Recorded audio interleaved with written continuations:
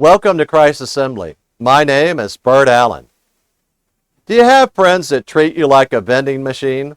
That when they need something, they walk up, they press a button, and they expect you to produce something that's just exactly what they press the button for. And you go, yeah, I know exactly what you talk about. I heard from a friend. I hadn't heard from them in a long time. They suddenly needed something, they call me. With believers, when they want you to pray, suddenly you hear from them, hadn't heard from them in months or years, but they call you and say, can you pray? Nothing wrong with asking people to pray. It's just that there's that vending machine thing. Don't treat people like they're a vending machine. But probably the worst thing is to treat the God of our salvation as a vending machine. Be very cautious of that. Don't just expect that you can look at God, press a button, and He's going to give you exactly what you want. It doesn't work like that. We shouldn't treat our friends like that. And we should not treat God like that. Today I'd like you to read some verses with me. I'd like you to read them out loud when I do, because you never know who's listening. And maybe somebody's listening and will ask you, what are you reading? What's that about? And you can share the gospel of Jesus Christ with them. But I want to read in Matthew chapter 7 today. And I'm going to start with verse 12. So open your Bible, pause the video if you need to, but read the verses with me, I urge you. Chapter 7, verse 12. In everything, therefore, treat people the same way you want them to treat you, for this is the law and the prophets. Treat people. We aren't going to treat them as vending machines, where we just walk up, put in some money, and press a button, and if the machine's working right, what we ask for pops out the bottom. God's not a vending machine. Your friends are not vending machines. Don't treat them like a machine. God says, treat your people around you, treat them with love and kindness and mercy and respect. Treat them like you want them to treat you. God is three persons. God the Father, God the Son, God the Holy Spirit. Three persons, one God. A lot of people don't think of God as even one person. They don't even think of Him as the Father, the Son, or the Holy Spirit. God says He eternally exists in three persons. But treat those people like you want them to treat you. Treat the Father like you want Him to treat you. Treat Jesus, the Son, like you want Him to treat you. Treat the Holy Spirit like you want Him to treat you. Well, let's go back and see how this all applies to prayer. So let's go to Matthew chapter 7, verse 7. It says, ask and it will be given to you. Seek and you will find. Knock and it will be open to you. He's not describing a vending machine there. He's describing how you talk to the living God. Number one principle in that verse. Ask, the ask principle. Each command, and each of those are commands from God. He commands us to ask Him. But with every command comes a promise of power. He says, you ask, I command you to ask, and I promise I will give it to you when you ask according to my will. You see, when we ask God, we're asking God to do His will in our lives. Seek. There's the command again. He commands us, seek, and you will find. We ask God, we say, God, I want to seek what you want, your will for my life. He promised that He will help us find it. Third, knock, another command. Knock and it will be open to you. Promise. I ask, I receive. I seek, I will find. I knock and it'll be open. Imagine in your life right now that you have a series of big decisions to make. What job to take, what job to quit. Whether I retire, whether I go forward. Do I go to this college or that college? Do I do this at school? Do I do that at school? Well, what about these relationships do I have? Do I end that one and start this one? Do I spend more time with this person and less time with that person? How do I divide up my time and my interest? Who do I love? Who do I marry? Who do I date? We have so many decisions around us. What am I going to eat? How much exercise? What do I think about the doctor? Maybe I'm waiting on a report or some kind of treatment. God says, remember those three commands. They're one principle. They all tie together. Ask, seek, knock, but ask God. Verse 8, for everyone who asks receives, and he who seeks finds, and to him who knocks it will be open. He reiterates the promise, absolute promise from God.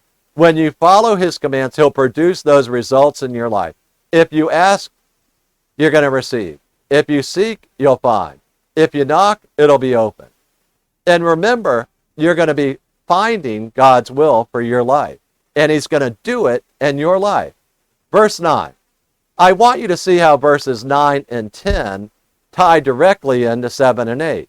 Let's read. Or what man is there among you, when his son asks for a loaf, that will he give him a stone? No, of course not. Verse 10. Or if he asks for a fish, he will not give him a snake, will he? I call those two verses the stone and the snake principle. When I ask God for food, he's not going to give me a stone. When I ask God for a fish, he's never going to give me a snake. And some snakes can be extremely dangerous. When I see stones and snakes in my life, I know God didn't put them there. And I know that my prayer life may be in danger because I'm not asking for the loaf and the fish. I'm getting stones and snakes, but they didn't come from God. Where did they come from? I know from my life. I put them there. My problems. I want to see how 7 and 8 relate to 9 and 10. When I ask for the wrong things in my life to spend on my lust, my pleasures, or I don't even ask at all, God said, I'm not a vending machine. And if you press the wrong button in prayer, I'm not going to give you the wrong thing. Wow, I can't get it wrong when I pray. No, God says, I understand that you don't know how to pray as you should. Romans 8 tells us that. My Holy Spirit will intercede for every born-again believer, so God gets our prayers right by helping us even to pray. So 9 and 10 provide a safeguard against stones and snakes when we pray. God says, I'm always going to give you the right thing when you pray. When you follow my command to ask, to seek, and to knock, I will always give you the right thing. And praise God that he's not a vending machine. If we press the wrong button, we still get the right thing. But we got to ask, we got to seek, and we got to knock. If you don't have, it may be because you're not asking. Verse 11. If you then, being evil, know how to give good gifts to your children, how much more will your Father who is in heaven give what is good to those who ask him? Another huge promise. God says, I understand you're evil, and you go, wait, I've been born again. I became an entirely new creature. All the old things passed away. Absolutely true. But God says, you still have an evil nature in you that causes you to stumble. And you are not inherently good. You became good when you became born again because you were born of the seed of God which cannot sin. But that old nature is still there. And as human beings, in a general sense, we all fall short of the glory of God. He says, if you being evil know how to give good gifts to your kids, consider God who's not evil. No sin. Can't even be tempted by sin. That God says, I'm going to give you the best gifts ever. How would you like this new year to be a year of getting the best gifts ever from God? Wow, how cool is that? Yeah, go back. Ask, seek, knock. Count on God to apply the stone and the snake principle to never give you the wrong thing. He says that he's good. He's going to give you the right things this year. It's going to be a great year in him, no matter what happens. But now we're back to verse 12, and I'll close. In everything, therefore, treat people the same way you want them to treat you, for this is the law and the prophets. Not only are we not going to treat God as a vending machine, we're not going to treat our friends as vending machines or strangers. We want to show them the love of God. We want to be praying in everything. Notice in verse 12 it says, in everything treat them this way. Paul said, pray without ceasing. So we're going to apply those principles of ask, seek, and knock. Those are commands. God said we got to do that. We're going to count upon the stone and the snake principle. That he's promised to always open the door. He's always promised that we're going to find. He always promised we're going to get what he wants. God's going to pour his will through our lives, his love, his kindness, his generosity. He's going to live through us by the power of the Holy Spirit indwelling us, by the abiding presence of Jesus Christ in our lives, by the abiding presence of God the Father in our lives. And only then, as we pray and walk in the Holy Spirit, can we even begin to treat other people like we want God to treat us. And we're always going to treat God like we want him to treat us too. But we're going to be obedient with him. We're going to be respectful and honoring and worshiping. He's the master. We're the slaves. We're going to go do what he says and follow his commands by his power. Let's pray. Father, we thank you for your word, and we pray your blessing upon it. Lord, we pray that we would apply these prayer principles, treat people the way we want them to treat us, and to treat you as God in our lives who loves us. Thank you, Lord, for these principles. In the name of the Lord Jesus we pray. Amen. Hallelujah. Before I close the video, I'd like to share with you 4 verses about eternal life. I often ask people this simple question: why should Jesus let you into heaven?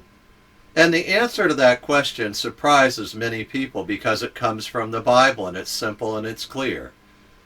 Most folks, when they hear that question, they tell me, well, I've been good, or tried to do more good than bad, or I tried hard, or I've done a lot of nice things, and I hope God will let me into heaven. They somehow think if their good works outweigh their bad works, that God will let them in. But God says, actually, I'll let people into heaven because of a free gift. But the story from Jesus starts with 4 verses, and I'm going to read them one at a time. Romans 3:23 says, "For all have sinned and fall short of the glory of God." Romans 3:23. You see, for every person who lives today on earth in human flesh, we've all sinned. Every one of us. We've all told a lie. We've all done or said something that made somebody else angry, and we were doing it out of anger ourselves. We've all done things to hurt other people at one time or another. God says that's all sin, and I look upon that as falling short of my glory, God says. God says we should never fall short of his standard, which is the glory of God. Well, is it serious that we've sinned? Should I be worried about that? Everybody sinned. Why should I worry? Well, consider Romans 6:23. For the wages of sin is death, that all of us deserve the death penalty. At the moment we sinned, we incurred the death penalty for the smallest sin or the biggest sin. I'm happy that Romans 6:23 continues and says, "But the free gift of God is eternal life in Christ Jesus our Lord." You see, if you've been listening carefully and thinking about what the Bible says, so far we've learned that we're all sinners, we all fall short of the glory of God, and we all deserve the death penalty. This doesn't sound like good news until you read the last part of that last verse. It says that God has a free gift for all of us. It's in Christ Jesus our Lord, and it's eternal life. The free gift of eternal life that only Jesus Christ can give you. He said he's the way, the truth, and the life. No one comes to the Father but through him. Why would God offer us this great gift if we're all sinners?